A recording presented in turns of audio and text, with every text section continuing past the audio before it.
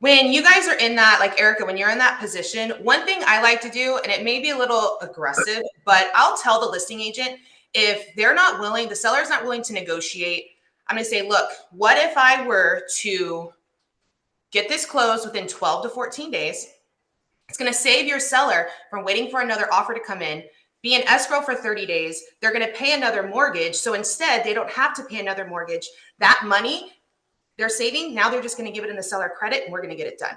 So definitely, I'm not going to say, I did a reel on this yesterday. I'm not going to say $5,000 is going to put everyone in the same predicament of rates where they were even Monday, Tuesday. But, as lenders, we always give a little bit of, I don't say always, we'll give some lender credit to help with the rate, especially in this market. So you put a lender credit plus $5,000 seller credit, you're going to get pretty close to where rates were right before this big bump. So like in Otis's deal, the client's income went down. She stopped doing as much overtime. And I said, all right, Otis, and we were in escrow. Otis, I need $10,000 seller credit.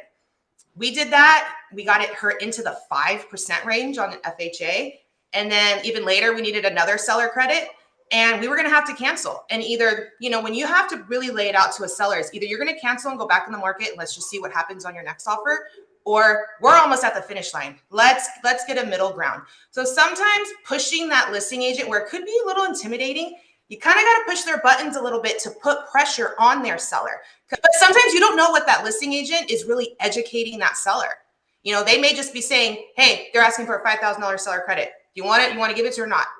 No, you almost have to coach that listing agent a little bit on what to say to that seller to make them think a little bit deeper on this. All right, am I going to let this deal go off $5,000 or they're going to make it happen?